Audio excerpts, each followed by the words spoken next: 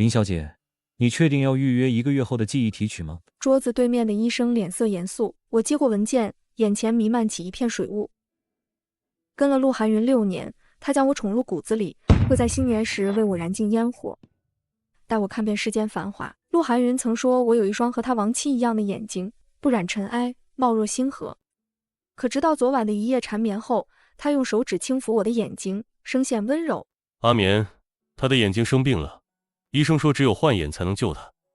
你放心，手术后我会为你装一只义眼，你的眼睛还会和以前一样漂亮，甚至比以前更美。陆寒云轻飘飘的2句话激起我心中波涛骇浪。他自始至终都在骗我，他的亡妻没有死，我只是个为他准备的盛着眼睛的罐子。泪水模糊了视线，我在文件上郑重签下自己的名字。记忆提取后，我会彻底忘记陆寒云以及和他有关的一切。既然6年前是陆寒云从地下拍卖行救下我，那我全当报恩，还他一只眼睛，再还他一份回忆。自此之后，我们两不相欠。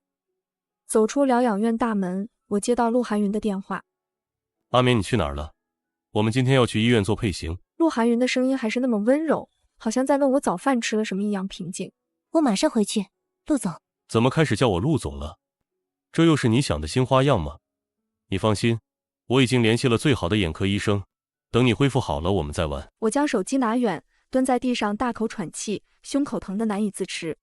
我这信号不太好，我先挂了。我早就知道陆寒云是个疯子，如果不是，他又怎么会在6年前踏进那种地方？当时我浑身绑着丝带，被打扮得像一件礼物一样跪在舞台中央的笼子里，台下的买家都戴着漂亮的面具，好整以暇注视着我的每一丝颤动。是陆寒云和一个老男人叫价，以1亿的超高价格将我拍下。他带我回到别墅，笑着看我瑟缩的样子。我没结过婚，曾经的未婚妻在和我结婚前就去世了。你随便检查，这房子里不会有一丝的女士用品。那时我还不知道陆寒云话里的意思，后来我明白了，陆寒云名义上是让我做他的秘书，白天陪在他身边做一个完美的工作助手，但在每个月色美满的夜里，陆寒云都会把我压在别墅的每个角落，像一头不知疲倦的狼，在我身上试验各种令我难以招架的花样。阿眠，你太完美了，我好爱你。他不止一次腻在我的颈窝说出这句话，久而久之，我以为陆寒云说的是真的，我以为他像我离不开他那样离不开我，可我没想过，疯子的世界里没有永恒。走在路上，海风将脸上的泪吹干，身后忽然传来车子的鸣笛声。你果然在这儿，大哥。陆寒云坐在车里向我招手，我刚坐上车，他就用力拽过我的手臂，给了我一个深吻。要不是我们要去医院，我真想现在就回家。我的阿眠穿休闲装都这么好看。他视线下移，笑得邪气。我没说话。早晨的海景美极了，我要多看看，以后再也没办法用2只完整的眼睛看海景了。跟着陆寒云踏进医院，所有的术前检查我都一声不吭地做完。陆寒云始终站在玻璃外看着我。医生忽然走到他身边，与他耳语了几句。陆寒云的脸色变得震惊。阿眠，你知道医生刚才跟我说什么吗？他推开门，一把抓住我的手。你怀孕了。脑子轰的一声，我低头看着自己的小腹。然而没等我高兴，我再次听到陆寒云的声音。但是也正是因为你怀孕了，所以你现在没办法打麻药。不过你别怕，医生的技术很好，你不会受太多苦的。你是说换眼手术要继续是吗？我张张嘴，听到自己磕磕绊绊的声音。是啊，你不愿意吗？陆寒云抬手替我擦掉眼泪，我才意识到我已经泪流满面。我的命是你救的，你想怎么办都行。别说这种话。对了，你的义眼我已经看好了，很漂亮。陆寒云给我翻出图片，我的视线全部落在他脸上。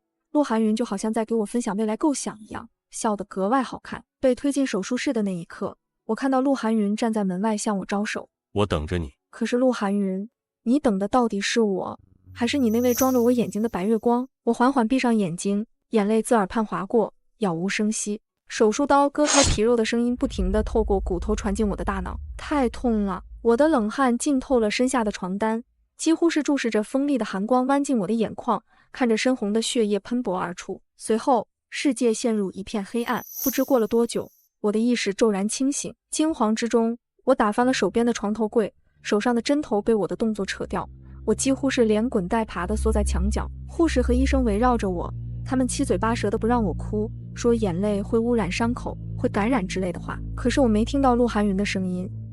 陆总刚才去了隔壁病房，是林小姐你的受捐者，应该马上就回来了。护士轻声安慰我，将我扶回床上。3天过去了，护士进来将我的纱布解下。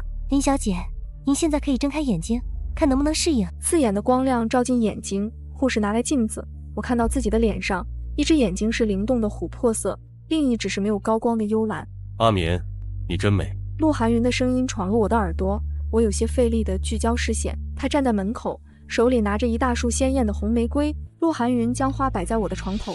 医生说你需要多看看鲜艳的东西，方便眼睛恢复。还恢复什么？我问他，他依然笑得温柔。你还有一只眼睛啊，而且就算是一眼，也是我亲自为你挑的。你不是说过你喜欢蓝色的眼睛吗？失去一只眼睛，我走路都不稳。陆寒云始终扶着我，直到走到医院门口时，他松开了我的手。阿眠，我来给你介绍一下，这是顾明浅，也是你的受捐者。他像是完全没看到我，直接对着陆寒云开口：阿然，我能不能去你家养伤？我的指甲瞬间前进掌心，抬头看向陆寒云，他先是错愕了一瞬，很快就笑着说：好啊，阿眠不会介意的，是吗？阿眠。陆总，我自然不会介意。我感觉脸上的肌肉好像在僵硬的抖动。陆寒云的神色顿时变得玩味，他抬手捏了捏我的耳垂，凑在我耳边。这才几天就忍不住了吗？走到车边，顾明前抢先一步拉开副驾驶的车门，和刚刚一样直接无视了我。阿然，这次真的谢谢你，如果不是他把我打伤，我实在没办法了，也不会来向你求助。陆寒云沉吟半晌，没关系，都过去了。后视镜折射不到陆寒云的脸，我看不到他的神色。顾明浅的身子往陆寒云的方向靠过去。我会跟他离婚，我一定会的。陆寒云摇下车窗，点起一支烟。我说了，都过去了。暗哑的声音里有心痛，有不甘。我转头看向窗外，海景依旧，只是落在我的眼睛里，再也没了颜色。阿然，我住哪个房间？他站在客厅里，问的陆寒云，眼神却看向我。你想住哪儿？陆寒云挑眉，顾明浅十分自然地挽过陆寒云的胳膊，撒娇一样。你知道的，阿然，我认床，不是自己选的床，我睡不好的。主卧的床没动，还是你选的那张？说到这，陆寒云像是才想起还有一个我，略带抱歉的眼神看向我。阿眠，委屈你先睡客房。我僵硬的点头，我拿什么跟顾明浅比？夜幕降临，保姆阿姨对家里新来的客人很好奇。林小姐，那位是谁啊？怎么看着和陆总很熟的样子？我随着她的话转头看过去。哎呀，林小姐，您的手！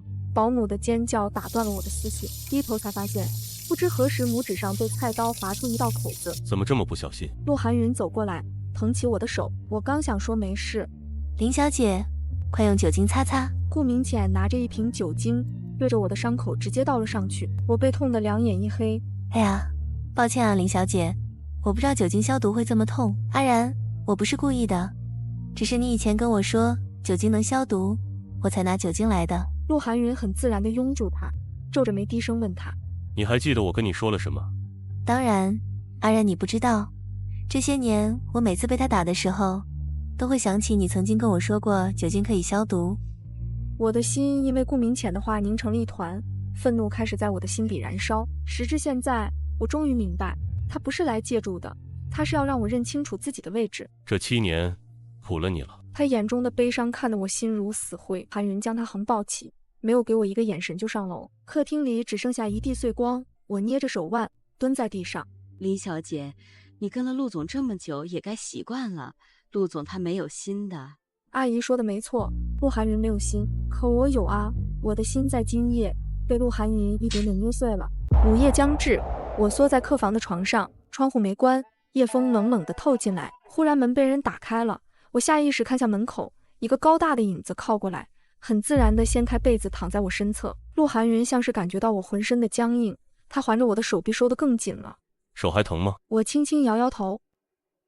你怎么没睡在主卧？怎么，吃醋了？我没说话。他的身体还没恢复好，他不像你，太柔弱了。我的心脏又痛了一瞬，眼眶酸胀着疼。顾明前哪怕曾经背叛他，可在陆寒云这里，他还是他心里需要捧在手心里的宝。而我的痛，他根本不在乎。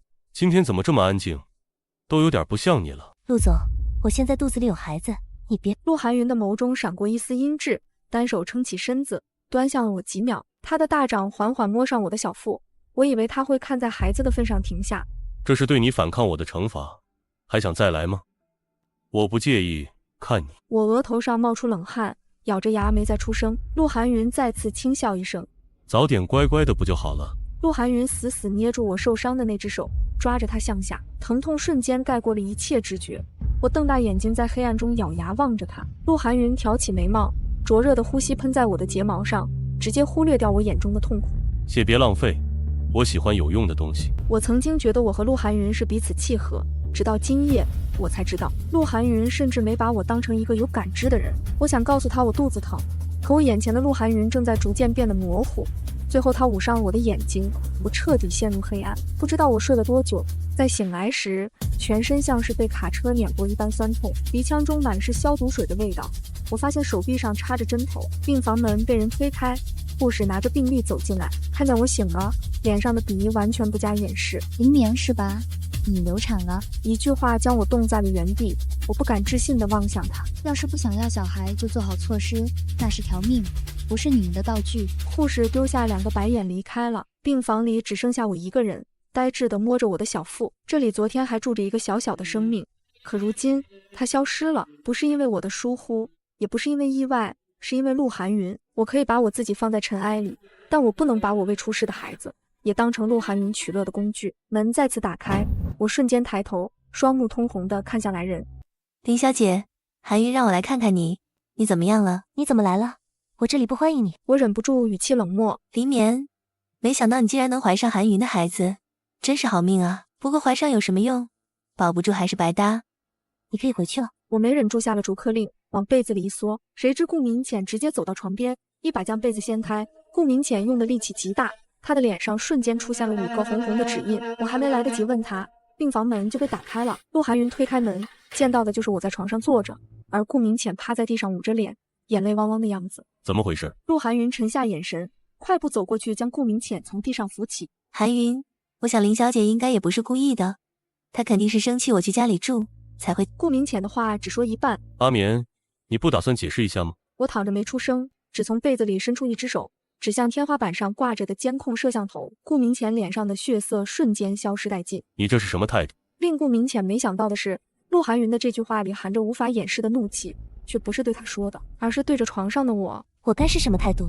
陆寒云，你指问我是什么态度？陆寒云伸出手，直接拽过我的胳膊。男人阴着脸直接将我拽进卫生间，冷水从头顶浇下的时候，我的思绪停顿了一刻。隔着不断落下的水流，我呆滞地看向面前的男人。我看你是流产把脑子也流掉了，要是没想好该用什么样的态度面对我，那就在这儿洗洗脑子。我闭上眼睛，任由冷水冲刷过自己残破的身体。不知过了多久，陆寒云像是对我的沉默不耐烦了，他啪地关上花洒龙头，直接转身走出卫生间，一句话都没有说。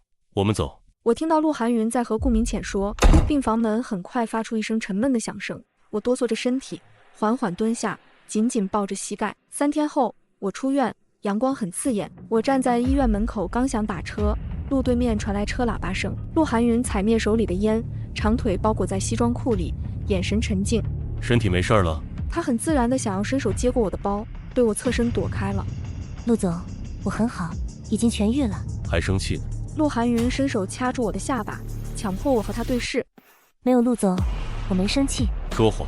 陆寒云唇角扬起，直接将我打横抱起，塞进副驾驶。天旋地转之后，我再次闻到陆寒云车里独特的檀香气。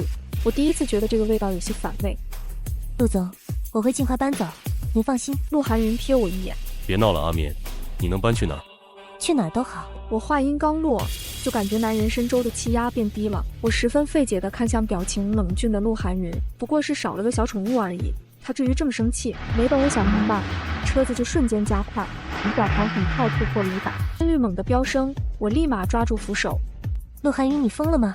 这是市里，你开这么快？陆寒云却完全充耳不闻，他死死盯着眼前的车，一个急转超车，路上的车辆避之不及，好几次差点擦出火花。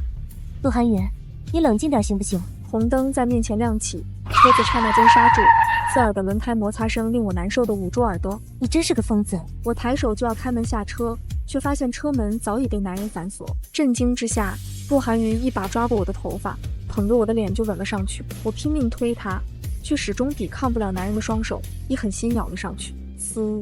陆寒云猛地甩开我，抬手擦唇上的血，冷笑一声。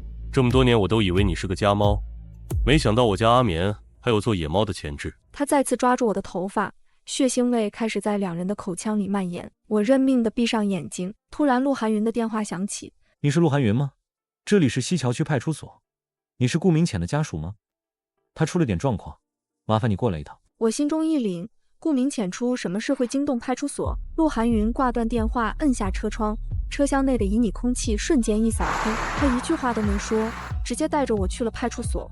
韩云刚进派出所，顾明潜就哭着扑进陆寒云的怀里。陆寒云拍着他的后背，低声安慰：“怎么了？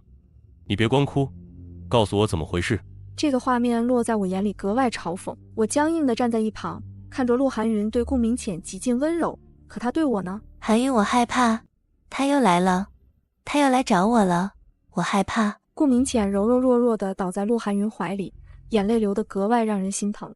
陆寒云扶着他坐下，回头看见我，有些诧异：“你怎么还在这儿？”一句话问得我像个彻头彻尾的小丑。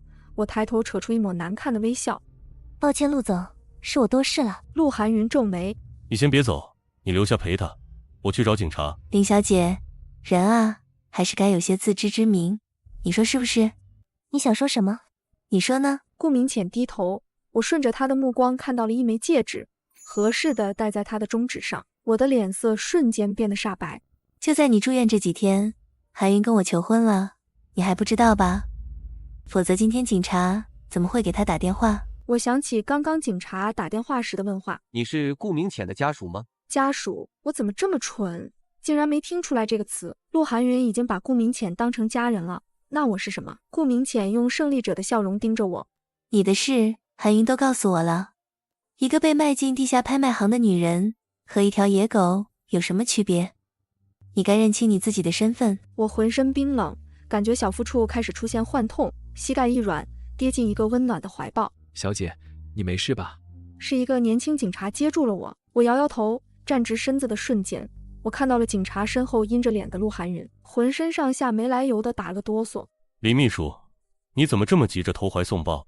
警察叔叔你都不放过？我难以置信地看向男人。陆寒云像是完全没看到我眼里的委屈，从喉咙中挤出一声冷笑，转头横抱起顾明潜：“没事了，我都已经解决了，现在我们回家。”我站在原地，看着陆寒云抱着怀里的女人大步走出派出所，一句话都没留给我。小姐，需要我送你回家吗？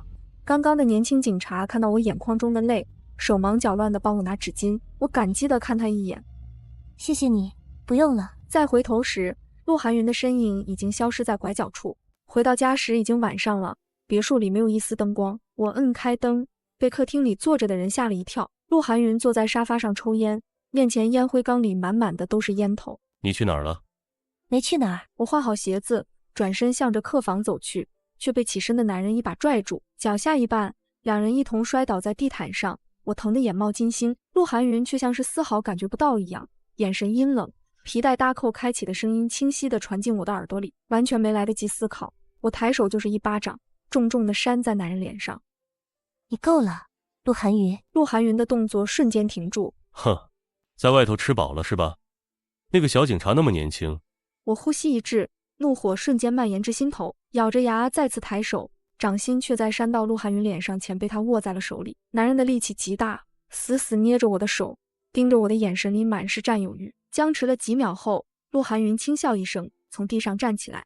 要是林秘书有了其他的好去处，记得跟我说一声，我可不当冤大头。陆寒云转身上楼，留下我一个人躺在冰冷的地板上，眼泪渐渐从耳侧滑过，没入乌黑的头发。之后的日子，陆寒云再也没有来过客房过夜。每天我睡醒时，我躺在床上睁大眼睛盯着黑暗中的天花板，这样也挺好。陆寒云和我永远都不会是同一个世界的人。曾经是我在做梦。手机震动了一下，林眠小姐，您预约的记忆提取，请于3天后上午9点准时到。我看完后，默默将短信删除。随后的几天里，我在别墅里转了一圈又一圈。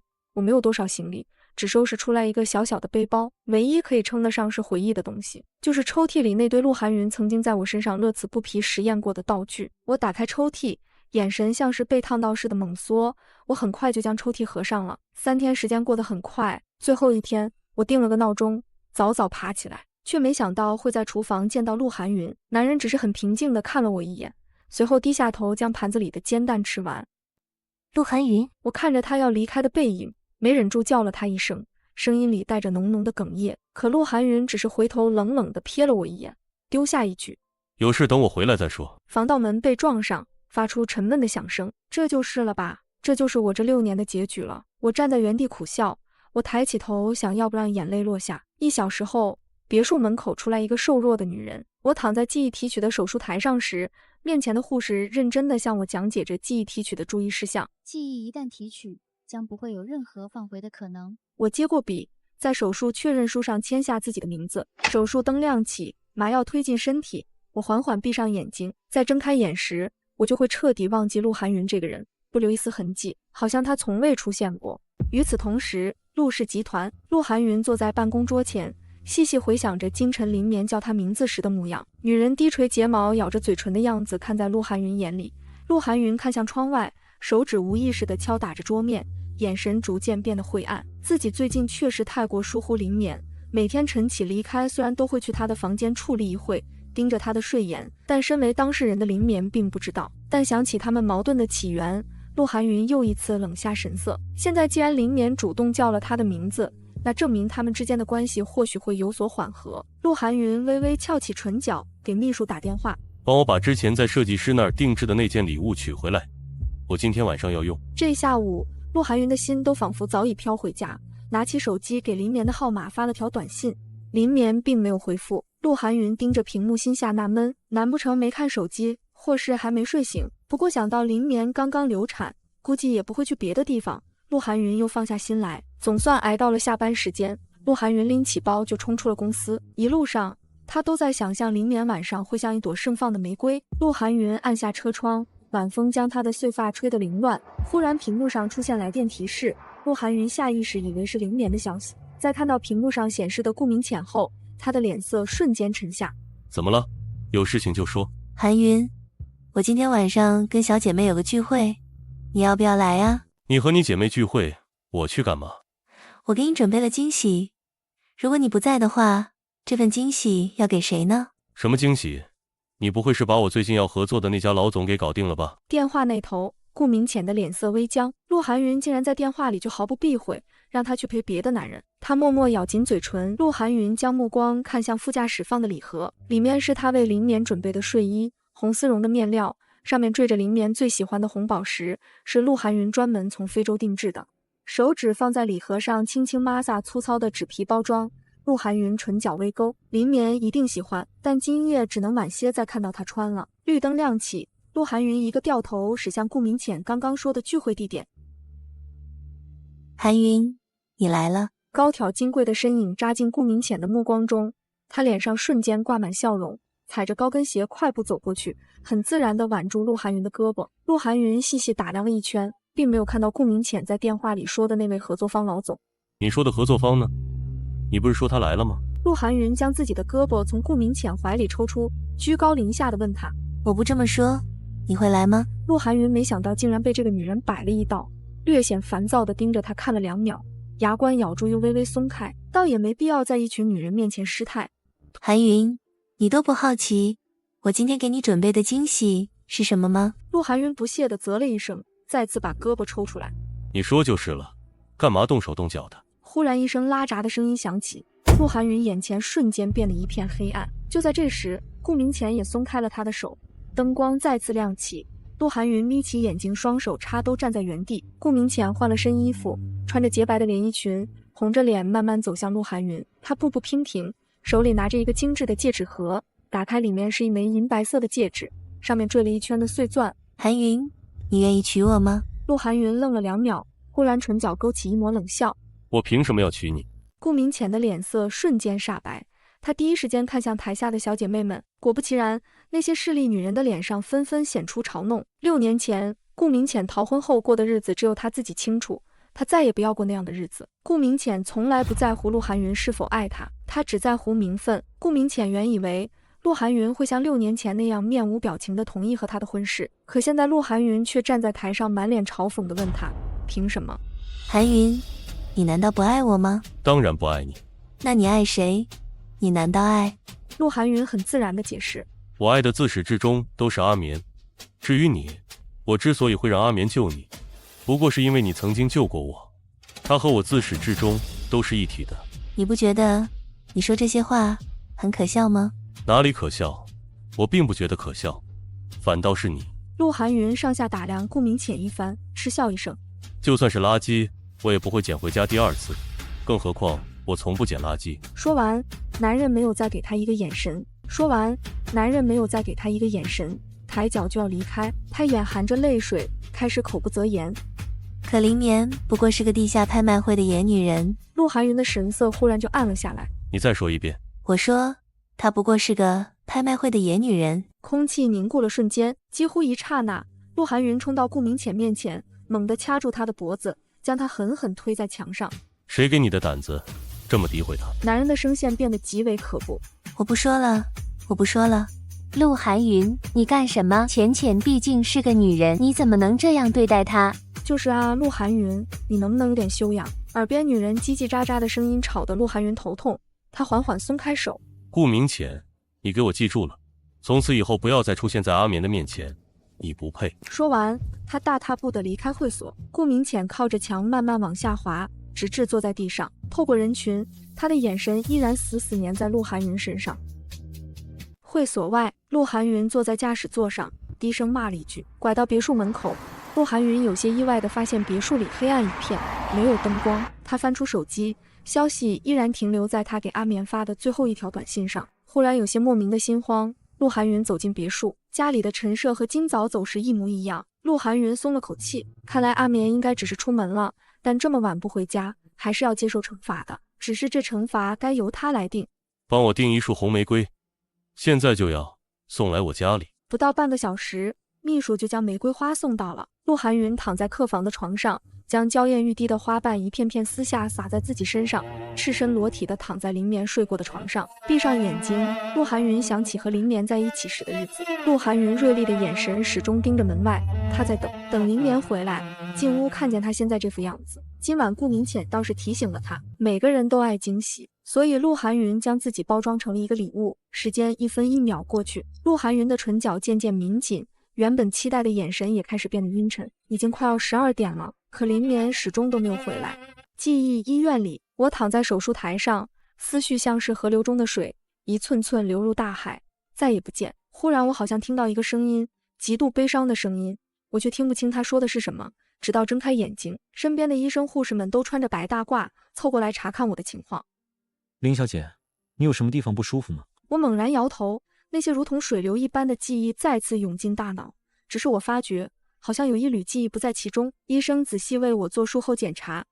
林小姐，你还记得陆寒云是谁吗？细细回想后，我再次摇头。很好，记忆提取手术很成功，恭喜林小姐。我的嗓子有些干。我要忘的就是他吗？医生带着标志性的微笑。从此以后，这个人将和您再无任何关系。林小姐，这不足以困扰你。这次记忆手术价格不菲，那么多钱哗哗的流进这家医院，只是为了忘记这个人。我瞬间觉得有些肉痛，或许他真的对我伤害很大吧。对了，林小姐，如果以后您遇到什么人或事，让您觉得记忆模糊的，请不要深究。医生继续叮嘱。记忆手术原本就是针对某个人或某件事，但这个人或这件事有可能会对您的生活和社交产生一定的影响。如果您深究的话，可能会导致头痛，这对您的身体会产生不良的影响。我点点头，除了刚才医生问的那个人以外，剩下的我都还记得。在向医生和护士表示完感谢后，我走出医院大门，外面的天空已经开始变暗。我早就给自己找好了公寓，刚下车走到小区门口，身后忽然传来一个惊喜的声音。林小姐，你怎么在这？我回头发现是那位曾经见过的年轻警察，只是我发现对怎么遇见这位警察的记忆有些模糊。不过医生刚刚的叮嘱我并没有忘记。又见面了，我住在这里。我笑笑伸出手，年轻警察脸色微微发红，也伸出手。你好，林小姐，之前没有自我介绍，我叫谢青叶。说完，他有些好奇地看向我身后，发现我身后空无一人，再次询问：林小姐怎么会住在这种小区里？我歪歪头，有些奇怪他为什么会问出这样的问题，不过我还是诚恳地回答：我刚搬过来，这个小区便宜，而且我一个人也住不了多大的房子，这里的地理位置还算便利，对我来讲刚刚好。谢青燕眼神一抖，像是听到了什么绝佳的好消息。林小姐现在自己住吗？对，我一直都自己住。谢清燕听到这话，就连耳朵尖都红了起来，说话也变得支支吾吾。林小姐，我想知道您是单身吗？我一时间愣住，脸上的笑容渐渐收起。为什么问这种问题？谢清燕话一出口就意识到有些不妥，见我有些不快，她急忙摆手。没什么，林小姐，我只是觉得你长得太好看了，我想追求你，可以吗？抱歉，谢警官，我目前还没有找男朋友的想法。谢清燕慌张地再次摆手。没关系的，没关系，林小姐，我刚才如果有冒犯之处，还请你原谅我，我以后再也不会了。想到谢清燕的职业，我也觉得自己有些过于警戒，软下语气。抱歉，刚才是我们可以先从朋友做起。谢清燕的眼睛瞬间就亮了起来，像一只刚被主人摸了头的大型犬。真的吗？林小姐，你愿意跟我做朋友？我笑着点点头。你以后有什么事情都可以找我帮忙。说完，没等我反应过来，谢清燕又开始在制服口袋里翻来翻去，半天终于翻出一张皱皱巴巴的名片。林小姐，这是我的联系方式。像是怕我再次误会，她双手递完名片，后退2步。林小姐，你先走。我看着她愈加发红的耳朵尖，心下好笑。我弯弯唇角，打开公寓门。这间屋子我是第2次来，有许多灰尘还没有收拾。我检查完缺的日用品后，有些懊恼，早知道刚才从医院出来，就应该先去超市买东西。不过现在也来得及，只是黄昏，还没到晚上。走在街上时，我有些意外地发现，许多店铺我有印象进去过，但却忘记了当时买过什么。这或许就是医生说的，因手术而忘记的人或事，会对自己的生活产生一定的影响吧。我心中有些怅惘，但一想到我扔进去的那些钱，我自嘲地笑笑。人总是这样，总是想回望过去，可过去带给自己的究竟是快乐还是悲伤？我走到一个十字路口，对面是红灯，站在人行道前等着。忽然从我的身后驶过一辆火红色的玛莎，一旁站着等绿灯的小女孩都纷纷尖叫：好帅耶！我轻蹙眉头，刚才在那辆红色玛莎的车窗里，我好像看到了一个人。男人坐在车里，单手扶着方向盘，耳朵上的一枚钻石耳钉耀眼夺目，从我眼前一闪而过。他怎么感觉我好像认识？车子越来越远，我垂下睫毛，或许真的认识吧。不过既然都已经做了手术，又何必再去回忆呢？就在这时，绿灯亮起，我随着人群向反方向走去。陆寒云的坏心情已经伴随了他一天，林眠一夜未归。可林眠能去哪呢？开车到派出所门口时，陆寒云忽然反应过来，自己这算什么呢？来捉奸吗？真是太可笑了。林眠对他的爱意，他并非感受不到，他只是在吃醋那天他对年轻警察笑了一下而已。陆寒云自嘲的笑笑，感觉自己实在是太小题大做了。他将车调转方向，驶向公司。或许林眠只是想出门走走，这6年来他从未夜不归宿，只有这一次，也只能有这一次。陆总，这是下一个财年集团的发展方向。秘书一股脑将计划书摆在他面前，可他却发现陆寒云盯着文件呆住了。陆总，陆寒云这才反应过来，他猛地抬头。怎么了？这些计划书有什么问题吗？陆寒云敷衍地点点头。你交给他们落实吧。此时陆寒云的脑子里一片乱麻，他一会后悔刚才为什么没有直接去派出所，将那个年轻警察拽出来，大声质问他到底将自己的女人藏在了哪里。一会又觉得这个念头过于幼稚可笑，他今天一定要去找那个年轻警察问个明白，抓起车钥匙就走。可就在这时，手机忽然响了起来。陆寒云下意识以为是林眠的电话，看到屏幕上的名字后，他翻了个白眼。你能不能不要耽误我的正事？我晚上再跟你说。电话那头是他的发小，从小他们就插科打诨，一起长大，早就习惯了。可这一次，发小却声音急切地打断他。陆寒云，之前从你婚礼上逃婚的那个前妻叫什么来着？是叫顾明浅吧？陆寒云顿住脚步。她不是我前妻。哎呀，别管是不是前妻，我反正刚看见顾明浅跟一个男的搂在一起。你不是说他出国了吗？怎么现在又回来了？陆寒云有些烦躁，发小说话总是说不到点上。他愿意跟谁搂跟谁搂，跟我有什么关系？你到底有没有正事？没正事我挂了。你能不能听完？他跟一个男的搂在一起，说要再骗陆寒云，也就是你的钱。发小猛地一拍额头，忽然又想起来一件事。哦，对了，他还说他知道林眠在哪儿。一路上，陆寒云的神色都十分难看。哎呀，不要这么生气，我们这个圈子里不都是这样吗？我知道你很爱顾明浅，但是你也要习惯，你能不能闭嘴？发小瞬间噤声，心脏在胸腔中猛地跳动了一下。跑车在酒店楼下一个漂移，轮胎在地上擦出火花，但好歹是停下了。吱呀一声，门锁被大力踹坏，可怜兮兮地摔在地上。房间内瞬间就传出女人的尖叫声和男人的骂街声。发小两眼一闭，然而令他没想到的是，陆寒云冲进屋子，直接拽住顾明浅的头发，眼神十分吓人，开始不停地问：他在哪儿？阿眠在哪儿？我再问你一遍，阿眠在哪儿？阿眠到底在哪儿？阿眠，阿眠，你满脑子只记得你的阿眠，你什么时候看见过我？陆寒云盯着他看了2秒，伸手缓缓抬起他的下巴，猛地一掐，顾明浅疼的表情瞬间扭曲。你想知道？那你给我的卡里打1个亿，我就告诉你。报警吧，就说有人敲诈勒索。谁报的警？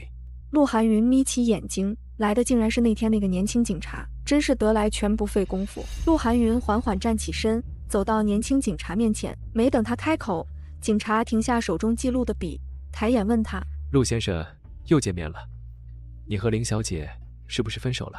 陆寒云瞬间愣住，半晌后他才露出微笑。你听谁说的？警察的眼中闪过一丝诧异，只是一瞬间，却被陆寒云敏锐地捕捉到了。没听谁说。好了，现在麻烦你配合我做个笔录。如果我不配合呢？两人之间的气氛瞬间变得剑拔弩张。年轻警察上下扫了陆寒云一眼，刚想离开，却被陆寒云死死摁住肩膀。你还没有告诉我，是谁跟你说我和阿眠分手了？请你松开陆先生，否则你这算袭击。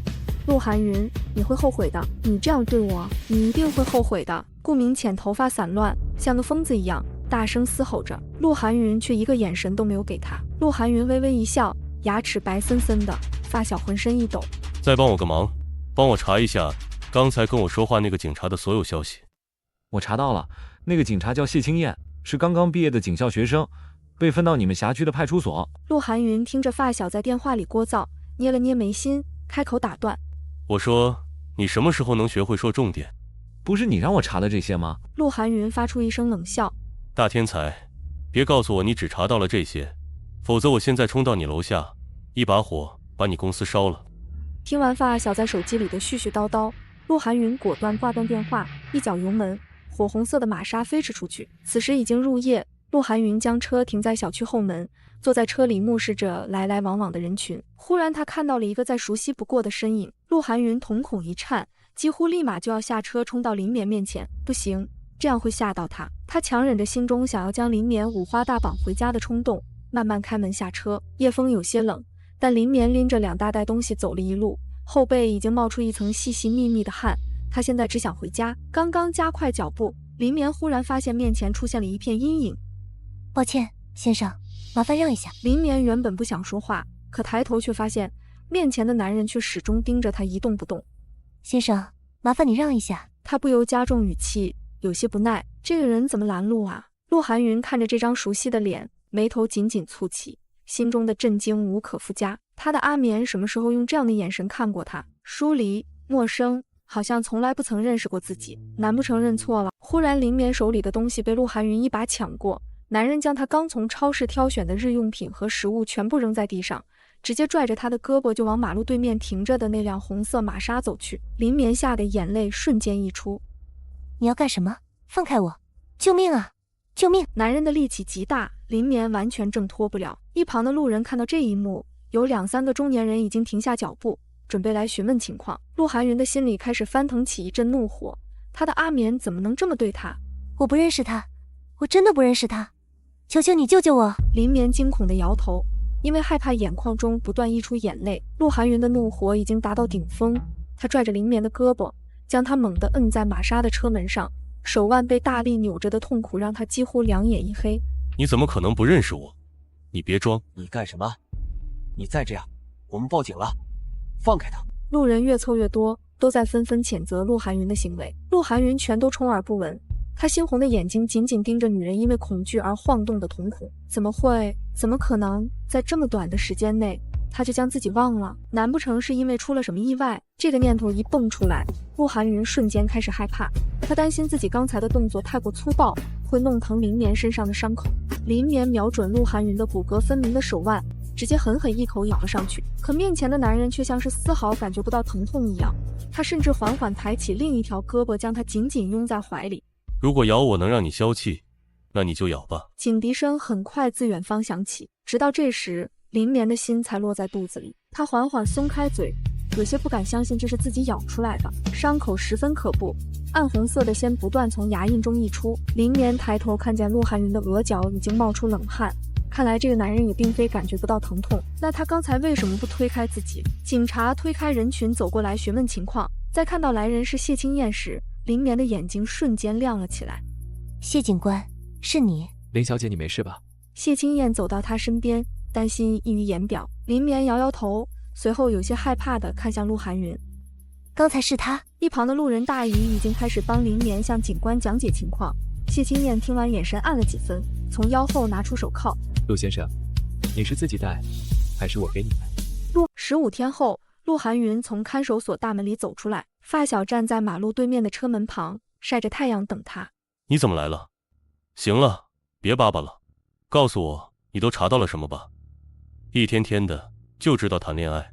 发小白他一眼，从后座翻出一份装在牛皮纸袋中的文件。你自己看吧，我懒得说。陆寒云抽出里面的纸张，一页一页看去。一开始他的表情还带着些微笑，可越看到后面，他的神情越严肃，眉头皱得越来越紧。终于在看到最后一页时，陆寒云愣了2秒，抬手直接将 A4 纸撕成碎片，胸腔中瞬间凝聚出一团怒火。他从嗓子里挤出怒吼：你告诉我15天你就查到了这些东西？这什么东西？你在这儿给我演电视剧呢？发小没想到他会突然暴怒，被他的声音吓了一跳，急转车子拐到停车位上。你能不能别一出来就发疯？这都是真的，我查的还能有错吗？发小的神情严肃，他是真的被陆寒云一次次犯神经搞到心力俱疲，但在转头看到陆寒云眼中含的泪水时，他依然心下一颤。这个从小和他一起长大的男人，竟然对林眠付出了这么多的感情吗？我向你发誓，用我家族的姓氏向你发誓，这些绝对是真的，你要相信我。陆寒云盯着他，张张嘴却什么都没说出来，只有一滴清泪自眼眶中滑落而下。发小皱起眉头，抽了张纸巾递给他，你擦擦，大老爷们有什么可哭的？陆寒云这才发现自己竟然哭了。就在他刚刚撕毁的文件上，白纸黑字的写着林眠在1个月前主动签下记忆提取手术的同意书，就在几天前他进行了手术，随后将自己忘得一干二净。换言之，林眠就是为了忘记他才去做的手术，而这个手术不可逆，林眠这辈子都不会再想起他，想起他们曾经经历过的这5年。陆寒云闭闭眼睛，在睁开时眼神恢复以往的平静。现在掉头，我要去找他。你还找他有什么意义？他已经把你忘了，他这辈子都不可能再想得起来了。发小有些无奈地按下车窗，恨铁不成钢地教训他。我不管，我要让他想起来，他一定要想起来。陆寒云摇摇头，不知是在要求林眠，还是在要求自己。发小被他这副态度气得想笑，他再次从后座翻出几张纸，用力摔在陆寒云怀里。陆寒云，我知道你有病，但是我没想到你会那么有病。那些纸上面记录着林眠的病历，既然是为了查林眠的信息，那病历自然也算一部分。陆寒云认真看完，抬起眼皮有些不解。怎么了？发小再次被气笑了。我靠，你还好意思问我怎么了？你怎么还好意思去找他？你是怎么对他的？怪不得人家想忘了你。陆寒云忽然觉得有些头痛，为什么这个世界上没有人理解他？他只是想和他的阿眠永远在一起，只有他们2人而已，直到死去。他想忘了我，和这些事没有任何关系，你不要混为一谈。这当然有关系，你为了顾明潜，生生把人家一只眼睛挖出来，安在顾明潜身上。发小说着，都感觉这些话太过残忍，没有再继续。尽管他是陆寒云的朋友，可一想到正常人的忍痛能力是远远达不到深挖眼球的等级，心里还是忍不住一颤。虽然他跟林眠并没有太多交集，但每次见到林眠，他都会温柔地跟他打招呼。他对这个女人的印象始终不错。现在得知陆寒云曾经这样对待他之后，发小甚至从心底里觉得林眠的选择一点错都没有。他是我的，我也是他的。他如果想要我的眼睛，我也可以立马挖给他。陆寒云猩红的眼盯着他，粗喘着气，声音近乎颤抖。发小瞬间觉得跟这种人说话简直是对牛弹琴。陆寒云根本理解不了正常人的爱意情绪，他的心中只有他自己的感受，他甚至无法理解世界上的其他人都是独立的个体。陆寒云，你他妈真有病！发小原本以为陆寒云和他们这群富家少爷模样，虽然爱玩，但总体还是一个正常人。他猛地转方向盘，跑车疾驰而去。行，我现在带你去找他。